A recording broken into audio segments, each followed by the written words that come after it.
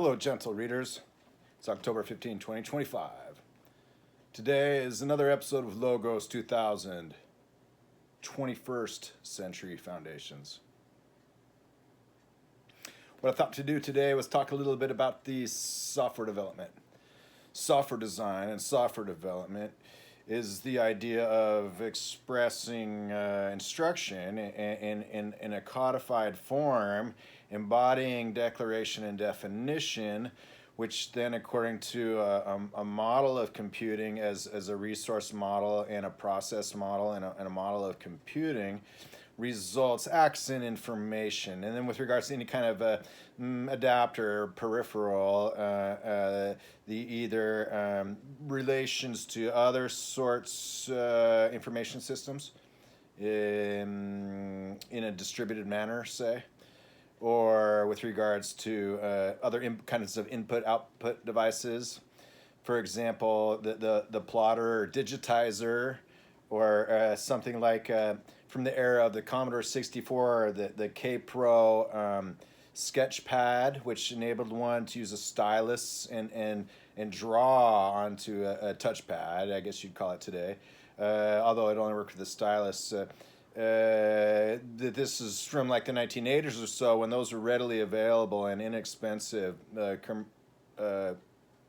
consumer devices. With the tape drive and the floppy disk and the less floppy disk, 3.5-inch diskette, and these kinds of things, to today's everything from joysticks or flight simulators or otherwise the input devices to the output devices, fly-by-wire and this kind of thing. That software is the brains, software is the rules, and the idea is then that software development is very common in many industries, because it's no longer the case that there's much separation from the domain, or business as it's called, or the functional and the technical, or the implementation, as it is the business logic is the business, is the software. So today, talking about software development, what I thought to mention was just some key concepts like the resource and program model, resources as CPU, RAM, disk, and I/O. Although sometimes today you'll only see I/O as kind of generalized, but disk is durable storage locally in a sense. They usually it's just kind of abstracted away these days because of the ubiquity of the distributed systems of these things. So that a box or node or computer, a workstation or a server, a computing device is connected with others since the days of when bulletin board systems became a thing, and local networking, and from the 80s to the 90s, the 3C509 card and these kinds of things for the LAN party or something like that. The acoustic coupler modem, the digital modem, and then with regards to ISDN and integrated services, digital networking, and the cable modems, and the much not later fiber optic, and with regards to a twisted pair and 10-base-T, and then as up to from token ring and these other kinds of network adaptations. From a world where in the 80s, like Microsoft, for example, they made Word but really Excel, and they just kind of competed with Quattro Pro and otherwise the offerings from IBM, and WordPerfect was very much in the mix. And then later it came that after DOS and Windows, they came to be, from when the IBM PS2 came to kind of divest itself from being a monopolist for everybody, and kind of formed into this other unit. And then this development in the 90s then very, very readily, about the same time as when the first consumer operating systems that were multi-threaded and Windows Icon Mouse and Pointer came out, then the internet showed up. And so from going from things like Banyan Vines and the OSI or otherwise this sort of approach to networking to the internet approach to networking really happened remarkably quickly. And while at the same time, it just represented all the core development that had existed for many, many years. Like before Unix computers at all were a thing, there was Minix, time scheduling systems, TSS, and these kinds of things.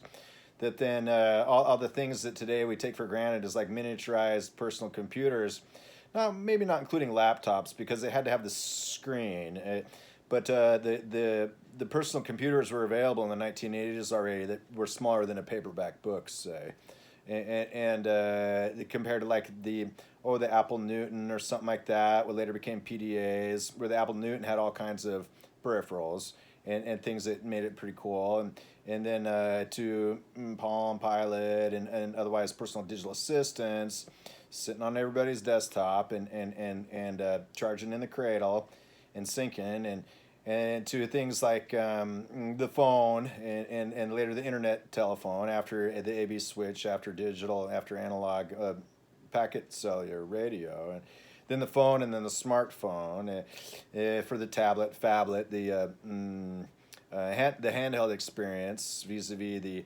desktop experience with regards to usual user interfaces. These days often with the voice recognition and these kinds of things, where drag and dictate had kind of solved dictation a long time ago. And then there was text-to-speech and optical character recognition, 35 years ago, already quite available. And so many things old wrapped as new and just kind of sensational vis-a-vis like the current of things, whereas like when everybody had a web page and a link with the wall to their friends or something like that on the Yahoo index, compared to these days when it's just like the Merry Maid or Destroy People set up like this whole thing like that was supposed to be a great thing when it's really just simple. It's very simple, say. On the front end, the back end is all sorts of shenanigans and other sorts of things that would probably appall the usual sort of person. That all the bulletin board systems and stuff, 20 years and 30 years before that, had their whole worlds of the admin mode and these kinds of things that people then are very often even unawares of networking over or even IP over power lines, or Ethernet over power and these kinds of things. We usually wake up on LAN and Pixie boot and these kinds of things with regards to the systems today that are described as an embarrassment of resources, of computing resources, and an economy of ubiquity.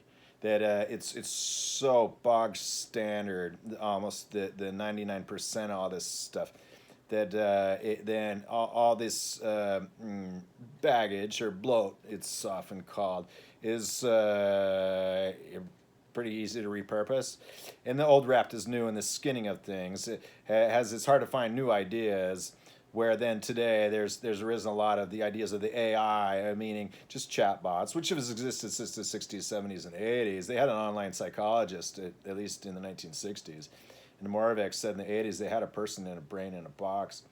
That today then, trying to figure that out, like the other day I was using an AI agent as a discontent about all these matters of theory for Logos 2000, and even one after the other, considering them each one kind of a unique individual of sorts and discussing individuality and this kind of thing, they all arrive at the profundity and the necessity, as stated, the principle of inversion and the principle of sufficient and thorough reason, why that is just so an unusual thing.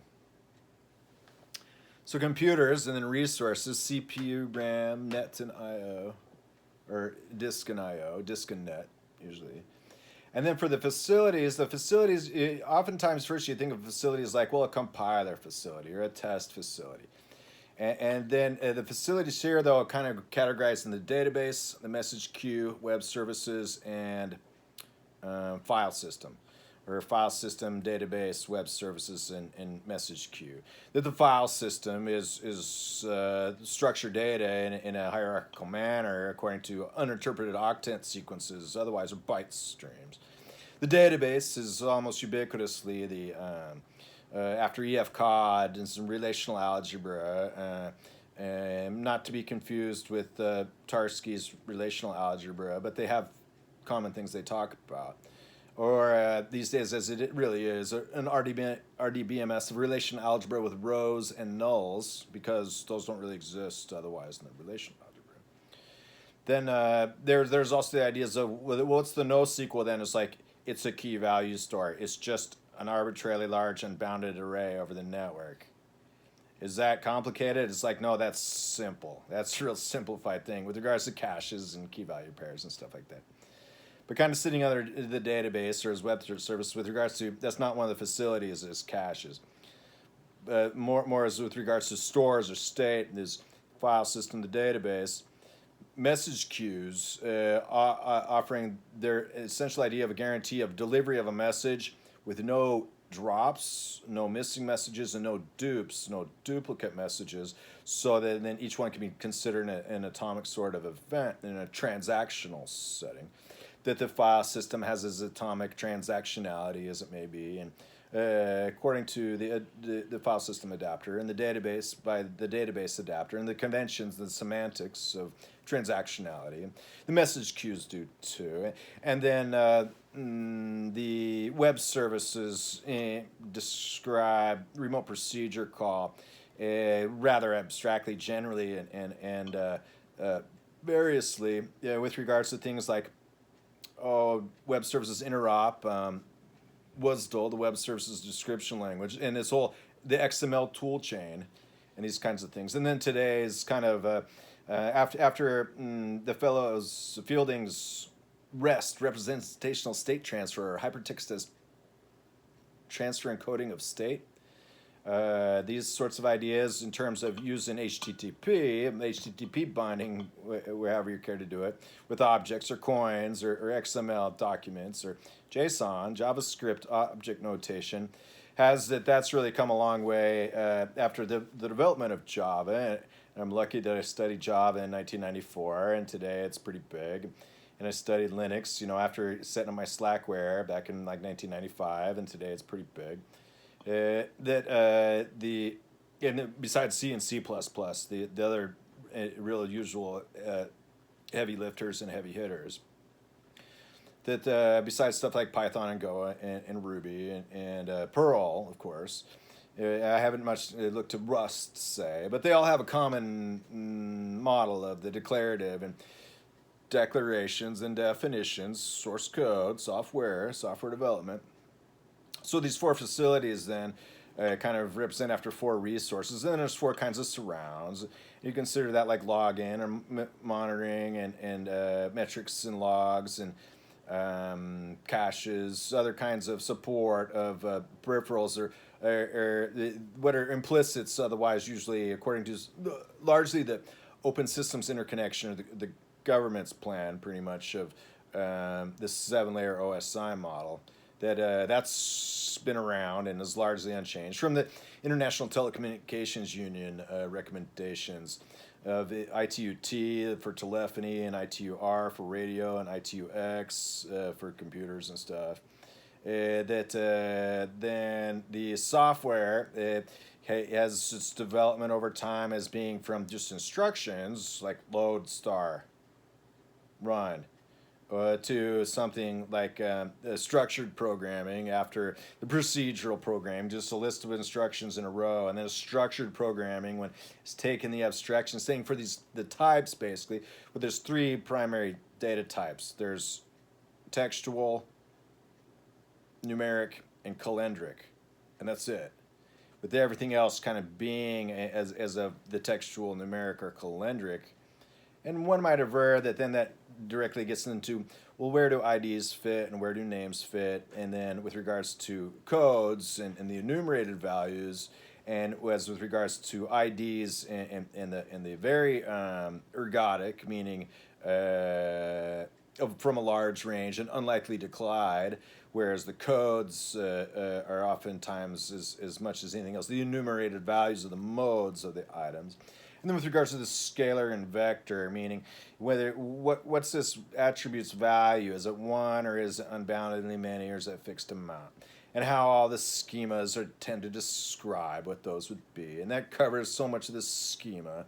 Then with regards to the relations of elements and attributes, as they usually are, with regards to XML, extensible markup language, which follows from SGML, standardized generalized markup language, which is around 20 years before the whole XML toolchain became a thing.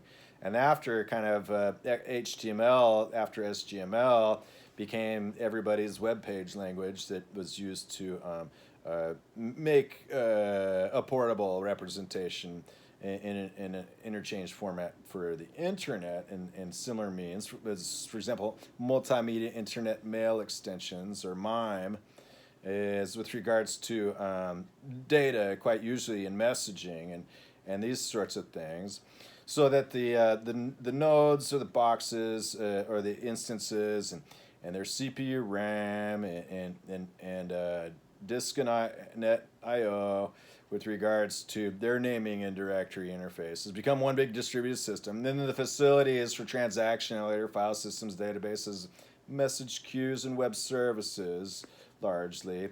And then how one might say, other surrounds of a usual design of a microservice in a microservice environment, like a 12-point microservice, or what it's called. I forget exactly what it's called, but with the idea being it's configuration free, but configurable via environment variables, logs of standard output. Just as these sorts of examples, vis-a-vis all the usual considerations and surrounds of server operation, client operation, and then which of those is kind of paramount. It's like, well, sometimes you think the server is in control, and sometimes you think the client is. It kind of depends all about those protocols that connect them and all the application logic layered on those. Then for the ideas after structured programming of all these different aspects, besides and before getting into frameworks, which kind of say, well, there's just suitable defaults for all this stuff. Write your code of the business logic in this block. That the structured programming then gets into the 500 types according to the 500 tables of everything that exists in the world and all about it and these kinds of things. The software development then, besides consumer software and its idea of longevity, and the later changes that enabled it to be like, well, just ship early and ship often because the time pressures are too much to arrive at a finished product. To things like games, which push the envelope. They explore and exploit the instructions according to the resources, because that on the box and the interactions of the box, the CPU, RAM, and memory is by vector, scatter, gather I/O, DMA, direct memory access, with regards to saying this block of data over here related to this block of data over here, without sending each instruction through the tiny funnel of the central processing unit itself, where that is the fastest part of the logic and surrounded by these caches as it gets stuff from memory and sends stuff to memory. That's the model of computation with the CPU and RAM. And then all the actual stuff that's in between it, its various speeds for proximity, coherency, and affinity, multiprocessor environment. Then with the usual preemptive multithreading, the other idea of cooperative multithreading, which is kind of easy to get right, but somebody will eventually do it wrong, and these kinds of things. Back to the application layers and away from stuff like vector operations on the CPU, like MMX and XMM or streaming extensions, or as with regards to things like, well, how about just having a board that does regex and lookups, or this full board does deflate algorithm, when all the internet traffic, 90% sometimes of the CPU is just encrypting it and compressing it, encrypting it and compressing it, decrypting it and decompressing it. That basically 90% of the traffic on the internet was JPEGs, and 90% of the CPU activity on the internet was encryption and compression. And it is to this day, pretty much. Perhaps even a little bit more. The things like approaches of the the use of that the protocols are designed to always just put whatever you want in the middle makes it so that things like TLS termination and these kinds of things should grow. With regards to like TLS, it's like how many internet protocols are there? Oh, there's a good 100 of them. Well, how many encryption protocols are there? Well, it's like, well, there's one. Public key cryptography system. Was that easy to hack? It's like, yeah. In fact, it's designed that you can put somebody in the middle, so I guess it's not easy to hack. In fact, it's kind of difficult to take that out, you know. And so we won't say that that's hacking. We'll just say that that's just exploiting people's ignorance in a sense. With regards to distributed systems and just the utter ubiquity of the things. And today with the session initiation protocol, just, you know, making all this stuff is like, is that for my VoIP? It's like, well, actually, that's just a little beeper and these kinds of things. So software development. Software development then, besides the whole surrounds, it starts with just a simplest model of computation and resources. And then the idea of that it's got a source code, and somehow the software means it's not as embodied in it as maybe on a chip or like a field programmable gateway by what its program might be, whether that may be able to read it off after it's flashed onto the PROM or whatever it may be, the field programmable gate array, or the system on chip, the chip itself, the systolic, the instruction set, the architecture of the chip, vis-a-vis the later architecture, the bazaare and the cathedral, it's often related, the entire sort of surrounds. So software development is a pretty usual thing for lots of people, and pretty much everybody would be familiar with most of these terms, and by their very definition, there's not much else to say about them except that's what they are. But of course, then there's all just what to say about them and all these things that could possibly be. So software development then is, a large part is understanding algorithm itself and information itself and calculation and computation. And then with regards to the relating that to the object model, you got objects and data, that somehow it's all true and false up there, and it's all zeros and ones down there, or vice versa. The chip has basically representations, and then that's interpreted somehow as with regards to the Booleans, say, and then just building up of all those, then, for example, where a character or a letter is just usually a byte or a few of these bits in a row, and then there's just one table that everybody shares, and that's the commonality of it. And it's something like the algorithms where, well, we figured out how to compress information or compress text information or compress graphical information. Then they arrive at standards. So I guess that's one of the most key things to make of the software development is standards, which for many software developers don't mean much because they just live above a framework and they are just writing their domain logic with regards to then adapting to the facilities and these kinds of things. Then we have standards and the models of software architecture, design, and development on object-oriented design and development. And then the idea is then as we think of objects logically in our mind, we can embody that same sort of thinking in a program, the software, say. So that's kind of what it seems to be about. I tend to use a command line mostly, although to jump into the graphical debugger or something like that, the IDE, it's a usual thing. I'm just used to reading code, and I've written hundreds of thousands of lines of code, and it's in prod, or was, or is somewhere, hundreds of thousands of lines of code, on the order of something like orders or business events or what was that?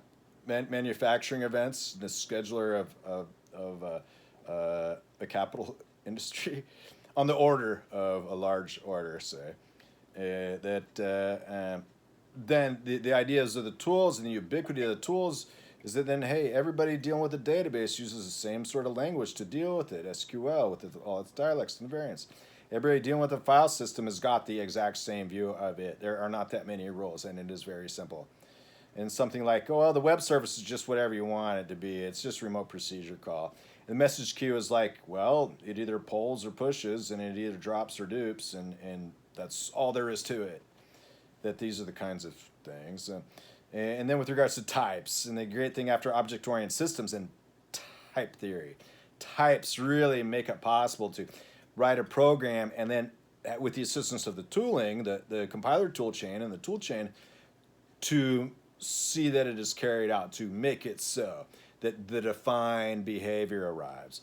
That there are two things in software development and the runtime. The runtime meaning what actually runs the programs. So there's defined behavior, meaning, well, whether it's good or bad or errors or whatever, it's still defined, meaning it's specified in this way. And then there's undefined behavior, which basically means, well, according to the spec, undefined behavior means it could corrupt all the data, or maybe it'll just do nothing. It's undefined, but it's not good. And the general idea is that the defined behavior is largely courtesy of the type theory, and largely that courtesy of the compiler. And these days, with much help from the integrated development environment, which can then, for example, suggest rules for coding, clean coding, testable code, and tested covered code. So clean and covered code, these being the usual ideas for quality. You got to have your code quality. That then the ideas as this carries on is, just sort of a retrospective since 30 or so years working in software and software development. That to this day, many things are the same. And it's always possible to discover any brand new concept in the decades past. And then there's usually also like 100 articles about it. And then the new guy who just comes up with this like, this is the great idea of the century, is rather ambitious and broad and grandiose. Audacious even is the new word, audacious. That's already kind of put together by a lot of things. And then it's like, well, that's just got too much baggage of learning. So here, use my latest pattern, and that it will help me sell my framework. It's like, well, I don't usually see these things because I already don't need to go looking for these things. So let's look at the box of books and see what we find today.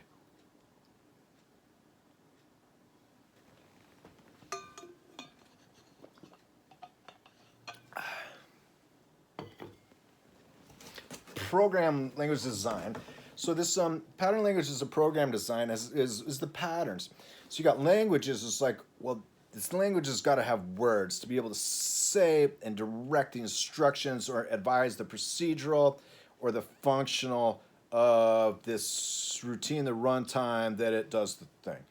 And so the pattern language is like, well, what kind of patterns you talk about? Let's talk about patterns of scope. Let's talk about patterns of state. And those being two of the key things with regards to objects. They're models and they're modules. The model of something is the idea of like, this has a shape. This is we can represent the object in this data transfer object, or this is the shape. This is the model. And then before getting stuff like the whole idea of model-based software engineering, after schema and generating code from the schema that's formal and covers all the definition is patterns. And so patterns is the idea like with single responsibility principle. And it's like, well, yeah, that makes good sense because by the time you define something like a single abstract method to a single responsibility principle, then you can stub it and muck it, and it really reduces to one thing. And then trying to figure out how to bring that interface together with others to define among them and saying, okay, now this becomes a procedure itself, gets into the ideas of routine and the ideas of what patterns then are used to make abstractions, because the abstractions are going to need further abstractions. And so the first time you write a program, it's like, print my name. Hello world. It's always hello world. Print hello world. And the second one is like, well, do it twice. And it's like, well, you can do it twice. You can make a loop. It just says for I equals 1 to 10, I equals 0, I less than equal to 1, I plus plus, print hello world.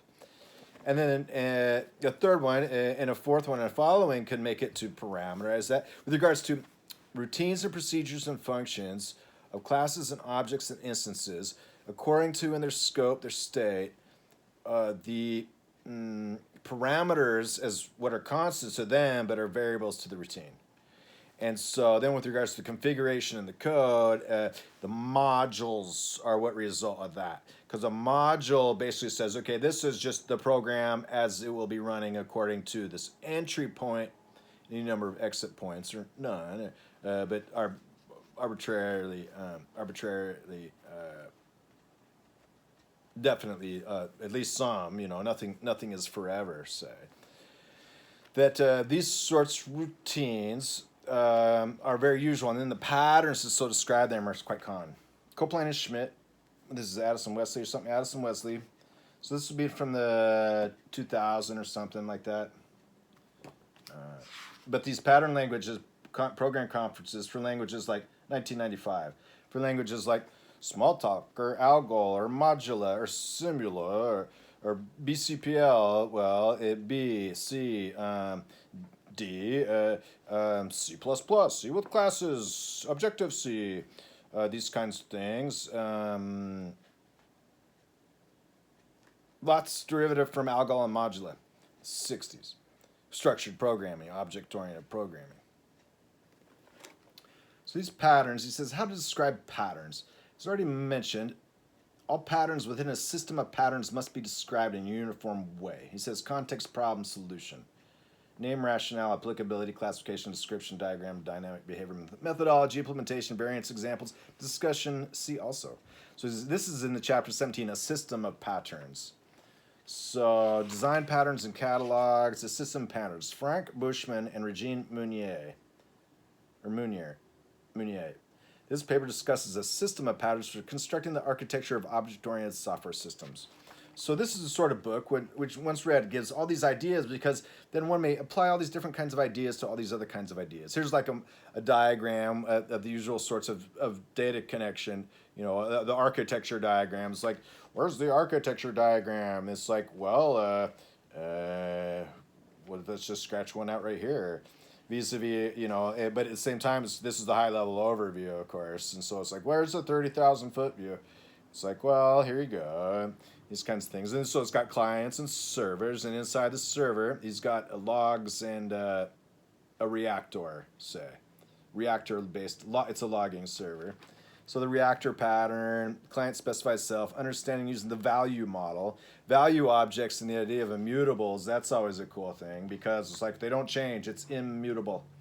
With regards to accessors, the accessors and mutators, with regards to plain old data, and these kinds of things. And then with regards to the values, inheritance of values, composition of values, is-a and has-a.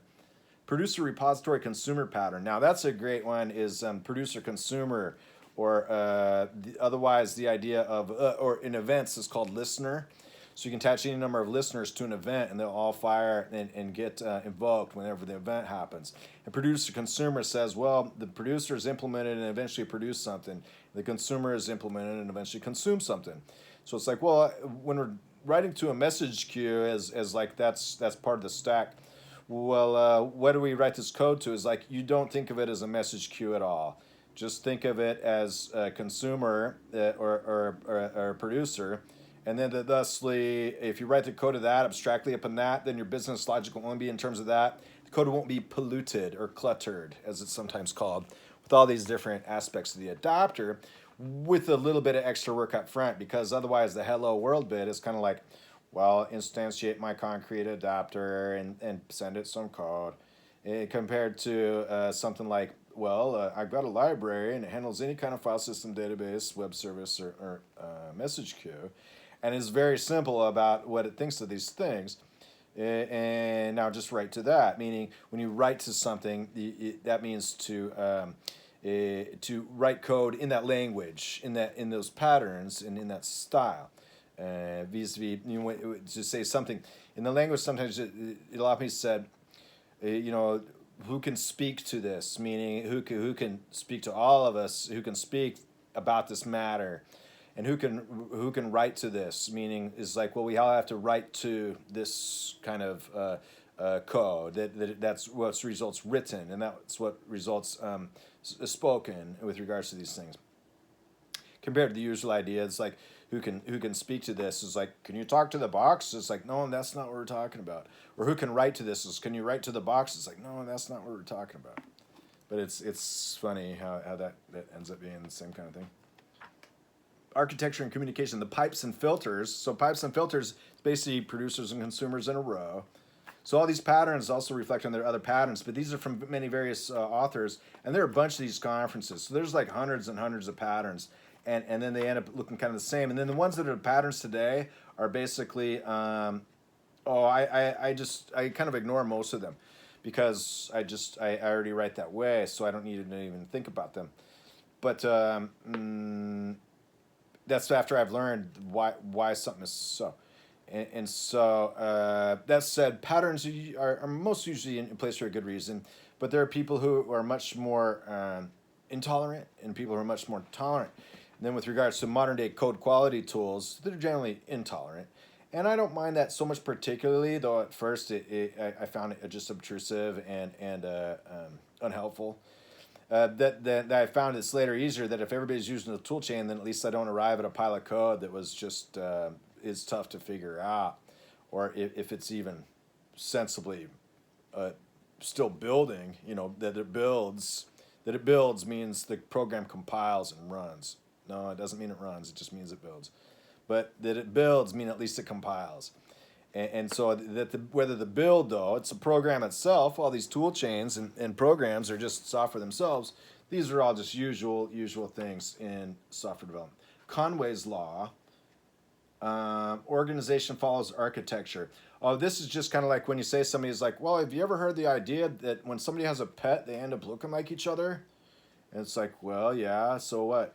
It's like, well, sometimes when you see when the process is like, well, Team A and Team B and Team C have these different formal titles. And so they're going to silo, meaning a silo means like its own little container, or the fiefdoms. A fiefdom is like in the old days of feudalism, the little fiefdoms would each kind of have their own counties or whatever, their silos. And then they kind of have that, this is the architecture reflecting organization in an extreme case. Services, the asynchronous and asynchronous. Client server, synchronous and asynchronous, time thread analysis, name, normalize the roles, all kinds of patterns. Patterns are cool and great. So after object-oriented design is patterns, and then there's aspects, because then you find it's like, well, all these objects, I have all these different things I need to make the cross-cutting concerns. So they're always aspects, and these days they're almost always hidden by the framework, which uses reflection and runtime type identification to do the work of otherwise writing this boilerplate code, because the computer's so fast anyways, it can just do it in a given amount of time, vis-a-vis when it was just written out, and these kinds of things. With regards to something like a 25,000 line database access routine in a file and in source code. I wrote one of these one time, and then this other fellow, he's like, well, I got to review this code because now it's going to be in prod for a couple of years. I'm like, well, yeah, here you go. But I was happy, though. He came back, he was like, no changes. It was in prod. And it was like one time as we were working on a machine, and it's like, well, what does it do? It runs every day. And what does it do? Well, it reads the world and tallies them up. It's a usual sort of workload of a MapReduce, I guess they call the algorithm. But MapReduce doesn't cover the idea except beyond equidistributed keys. But this is an aggregate or an analytic function according to SQL of this kind of thing. And it's like, well, we need a bigger box. It's running out of its 48, whether it's megabytes or gigabytes in those days. It's like, well, okay, so they got a bigger box, and it's like, well, we need a bigger box. So I'm looking at it one day, and I'm like looking through it, and I'm looking through it because I'm looking for what we can do to reduce the memory. And I came across one spot, and I was like, the guy had, and his 20,000 lines of code all were accurate and perfect in every way except this, as far as I could tell. To arrive at is like, well, you actually just double allocate it by removing this line. You will have the memory that you're using there. And it worked out great. These kinds of things. These be like when you're looking through something, it's like, hey, boss, all these clicks and impressions coming through. Yeah, what about them? It's like, well, you're counting them twice. It's like, well, you just leave it how you found it. It's like, I'm in there right now. I can change it right now. You know, it's like, well, just leave it how you found it. These kinds of things, it's like, well, compared to that those being the worst kinds of things I've ever seen before. I mean, I'm lucky. I don't know where the skeletons are buried and these kinds of things. But when I'm looking around and I find some, I'm like, hey, boss, you know, the optics are not good at all, and these kinds of things. Because these end up being in big systems. You got when in learning software development, you start with stuff like that's local or this inspirational. This is interesting. Compared to later, it's just like with the needful and the domain and you know, the functionality and these kinds of things.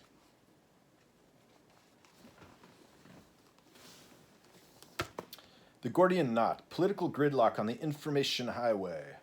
Newman, McKnight, and Solomon. Veterans of the high-definition TV wars of the 1980s, the authors, social scientists, as well as technologists came to see themselves as chroniclers and students of an intriguing and serious techno-economic conflict. So this is about, let's see, European telematics policy, the fall of the Berlin Wall in the Europe 1992 program. So today we talk about stuff like the monopolization of the oligarchs, I guess are being called, which they can be the economies of scale make things so that there's lots of money, and it's just been ridiculous amounts of glad handing and money added up in these things, because computers doing work. It's like if you gave the computers like the programs that actually do the work for these things, the value they have for them, which they have just all these companies have been sitting on for years. That's really the goose that lays the golden eggs.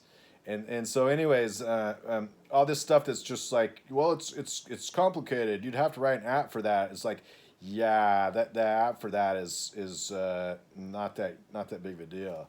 You know, these kinds of things, vis-a-vis, you know, buy-in and brand and marketing and these kinds of things. A dilemma on pricing. Cellular technology. The asymmetry of regulator and industry. The asymmetry of vendor and consumer. Standards incentives.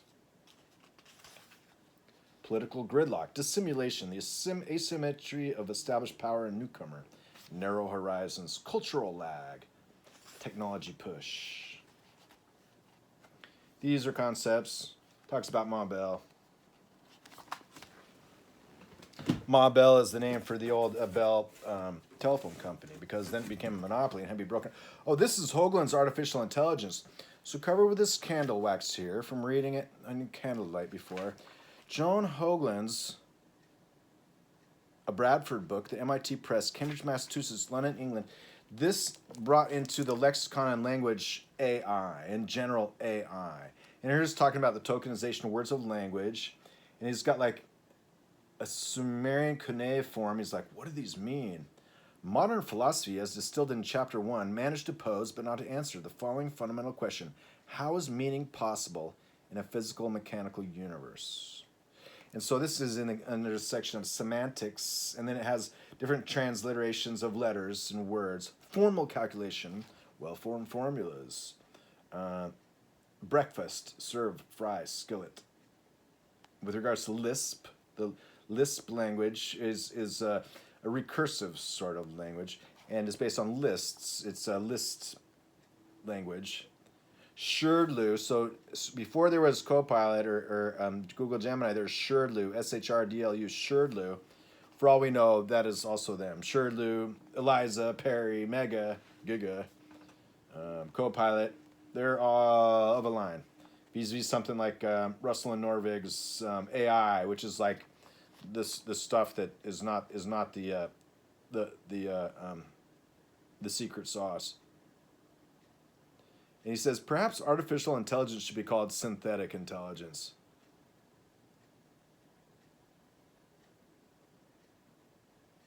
Ptolemy.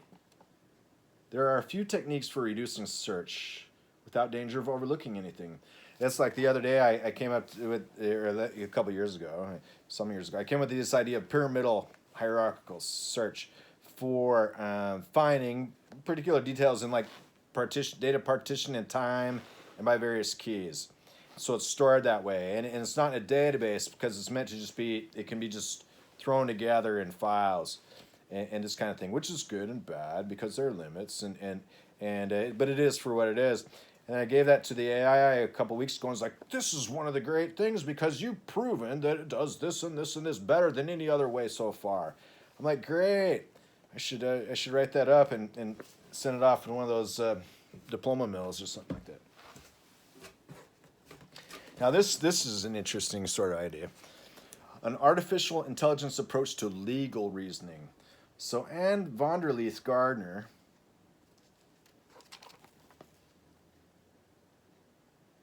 in an artificial intelligence approach to legal reasoning, in the front cover says, law and legal reasoning are a natural target for artificial intelligence systems. Like medical diagnosis and other tasks for expert systems, legal analysis is a matter of interpreting data in terms of higher level concepts. But in law, the data are more like those for a human aimed at understanding natural language. They tell a story about human events that may lead to a lawsuit. Statements of law, too, are written in natural language. And legal arguments are often arguments about what that language means or ought to mean. So when I look at something like here, like here's my gavel or something like that, I got that for something as a student or something because that was mine.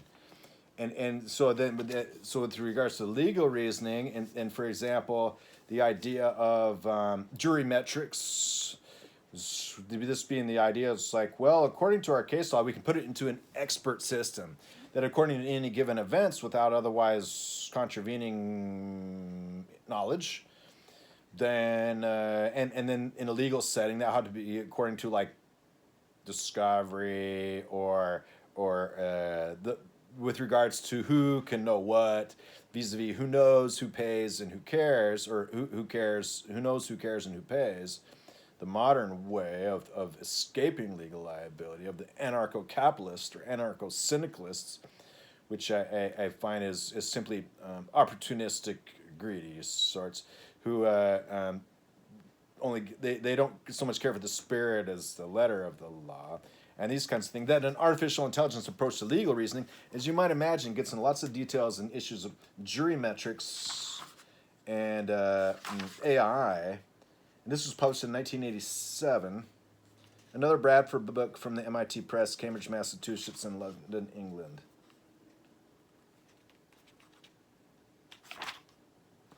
To discuss things like some aspects of legal reasoning, the place of rules, when the rules run out, related work, representing problems, representing and using legal knowledge, and program performance.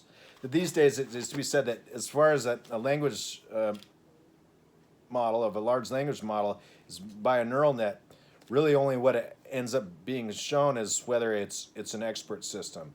That there's this tripos of machine learning ideas, and it's an expert system, a neural net, and statistical inference, three pretty much different things. And then pretty much those being the things with regards to feedback directed optimization and stuff like this. That this is just kind of relevant for software because that's a mental task. It can be written up kind of that way. Statistics. Well, that's a nice little book, but that's like college statistics, right? Neural Network Architectures: An Introduction by Judith Dayhoff. Although artificial neural networks have simpler processing units than typical CPUs, their unique form of parallel processing reminds me of the connection machine. That's a cool thing. The connection machine. And tremendous number of interconnections make them incredibly versatile problem solvers. So like the FPGA or connection machine are basically reprogrammable, highly connected, or highly connectable things. Neural Network Architectures from Van Nostrand Reinhold, 1990.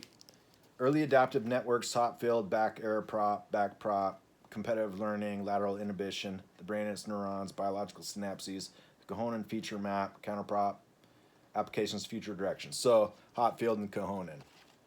And the layers and hidden layers. You'll find that in everything today. Self-organization, self-organizing maps. A striking use of the Kohonen feature map is found in the phoneme maps developed by Kohonen and built for Finnish and Japanese. In this application, the feature map is trained to distinguish different spoken phonemes, basic units of speech sounds. Different units in the competitive layer respond to different phonemic inputs. Kohonen combines his neural net with appropriate preprocessing and post-processing to produce a system that correctly recognizes more than 90% of the incoming sounds. Network has 2 layers, 15 input units and 96 competitive units. It was trained on continuous speech. So the idea of the network and training is like if you train it with an arbitrary the same kind of data, usually you'd figure it would be the same. But if you even change the order of the data or anything at all, and really according to how the training is designed, it will or won't it be deterministic, it'll be the same. And then the idea is when all those weights then sit and live in these neural nets, because there's just only so many combinations that has to cross and cover.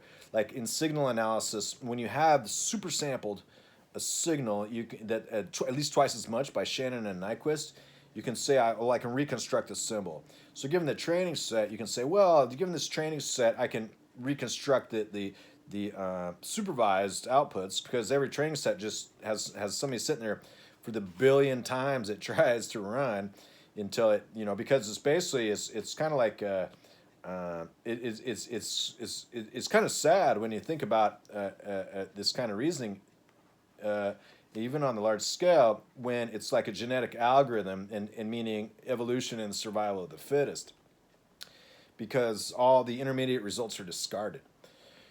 So that's bad, because it just evokes something where it's not to say that otherwise some of the intermediate results might have arrived at a better overall thing, or having better failure modes, how they work.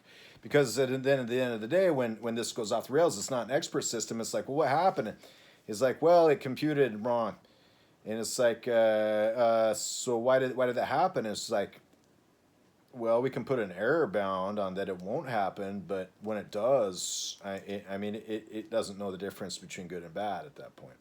So the expert system is the idea to have controls, or all these different kinds of things. These are the fastest, briefest sort of thing that's so general purpose. You can toss it any kind of problem of any kind of inputs, and just you tell it what you want, and it will figure it out for you. So that's the usual idea, because it's so flexible, and then people don't have to know anything else about it. But then do they? Do he? As Bugs Bunny would put it. Knowledge Acquisition for Expert Systems by Anna Hart. So this book, withdrawn from the library, and I got it from the library for about $1 from McGraw-Hill. It's from 1986. The Nature of Expertise, Programs as Experts. Now, this book, actually, I might have got it from one of my professors who was done with it, but they got it from the library. But this is cool. Programs as Experts, System Analysis and Comparison, The Knowledge Engineer, Reasoning and Probability Theory, Fuzziness and Reasoning, Machine Induction, Try It Anyways, The Repertory Grid, Fact Finding by Interviews. So this is about expert systems. And say, okay, why use expert systems? 27.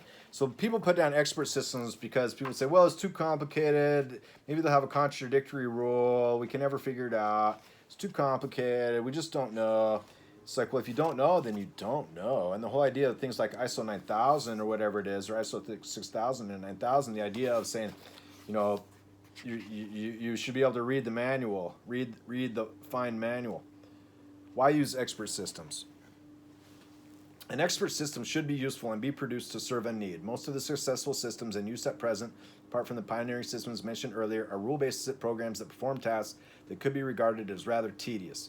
Many of these could be summarized as sophisticated forms of information retrieval systems. Successful systems tend to use relatively simple techniques, and the main advantage of their use is they enable knowledge to be represented and made more readily available.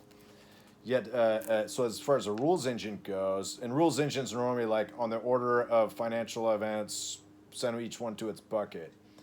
And so the rules are just like, well, there's a million rules, but they got to compute fast. And then for this, what I did was I said, well, there's a million rules, but most of them are this simple form where it's just mix match. So just multiply that out to a very long word in bits, and then you can compute it in parallel against all the rules.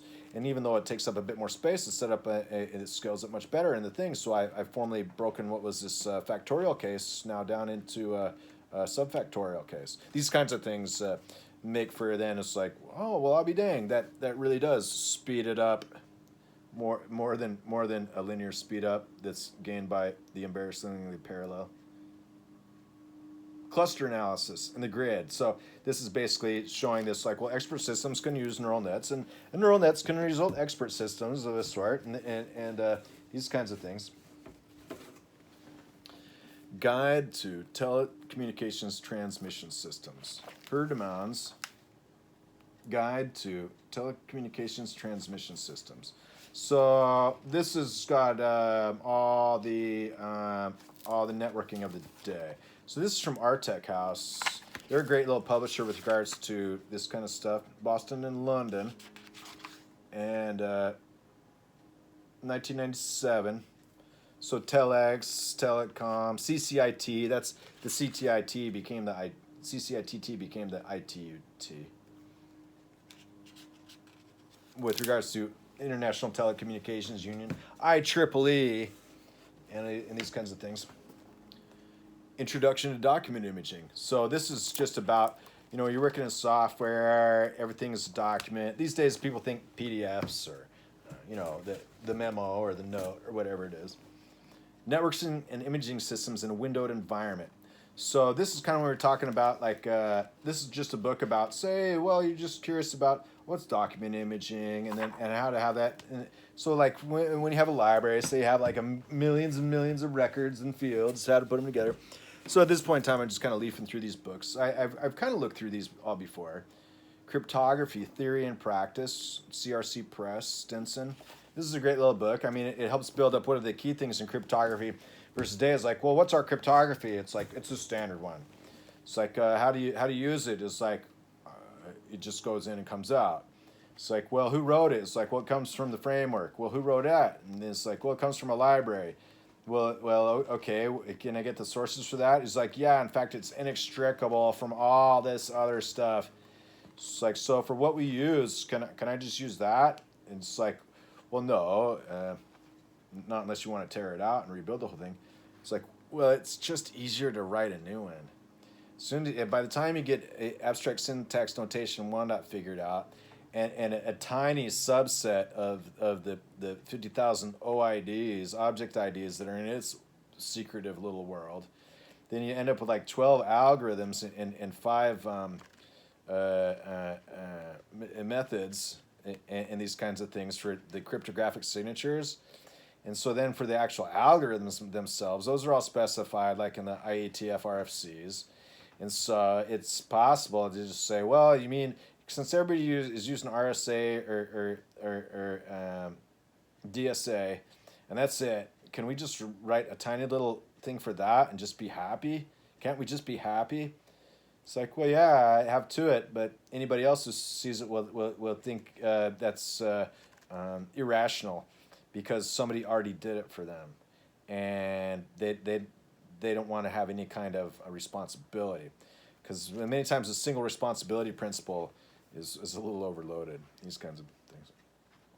So this describes protocols then. The RS449 interface. This is data communications management. So let's talk about cryptanalytic attacks, data communications management, encryption for data security. So data service units, RS232C. This is not a feature of digital data phone service.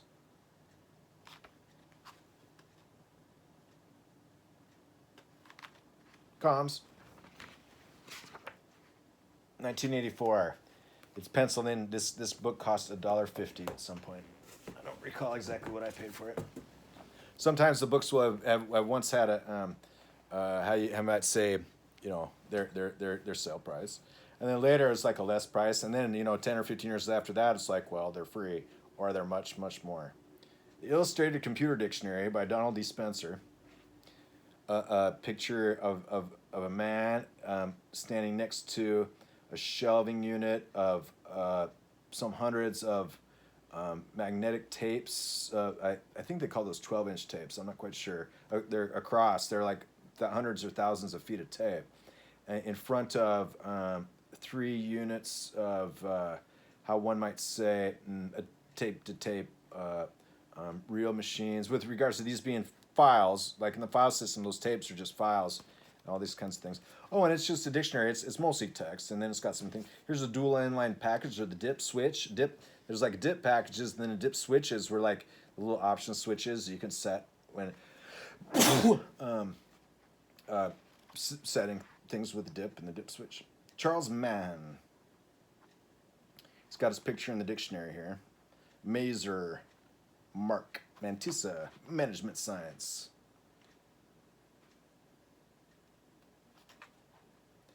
Charles Mann, 1753 to 1816, the third Earl of Stanhope, who invented the Stanhope demonstrator in 1777. This machine was the first arithmetical machine that used geared wheels. So it's hard to figure that out these days because there's lots of prior art, but that's kind of remarkable, I suppose. Mahon. Magnetic drum, core, and these kinds of things. Before they had disk, they had just core, and then they got disk, and now they got kind of NAND gates, NAND arrays, DRAM, this kind of stuff. Programming language. A language used to express computer programs. See ALGOL, APL, APT Basics. C COBOL, COGO, CourseWriter, DL1, Flowmatic, Fortran, GPSS, ICES, Jovial, Logo, Neliac, Pascal, Pilot, Planet, PLI, PLM, Problem-Oriented Language, Procedure-Oriented Language, SimScript, Snowball, TinyC, and Watt4. So this book is of the time, was kind of inclusive. So this has got thousands of entries. BINAC, an acronym for Binary Automatic Computer, built by the Eckert-Mauchly Corporation in 1949. Hysteresis, I say hysteresis mostly. Hysteresis, the lagging of an effect behind the cause that is producing it. For example, the lagging of the polarization of magnetic material behind the magnetizing force that producing it. See here, that would just usually be matters of phase, because hysteresis is ringing and stuff like that, and when things like when they enter a failure mode, it's like, oh well, everything's smooth except in this one section. It's like, oh, so as we enter that section, it's a little bit rough. It's like, no, getting in and out of that section, it is entirely turbulential. There's hysteresis or hysteresis. Vis-a-vis the idempotent. What's the idempotent mean? It's like, well, something's going to break. So as long as you have this idempotent algorithm, you can just keep doing it forever and you don't need to worry about a break. It's designed to accommodate these kinds of error modes and not result dupes or drops or corrupted data. The integrity, say. MOSFET. So yeah, in 1984 they already had MOSFETs. Metal oxide semiconductor field effect transistor. Quasi-language. Same as pseudo-language. So pseudo-code then is software development.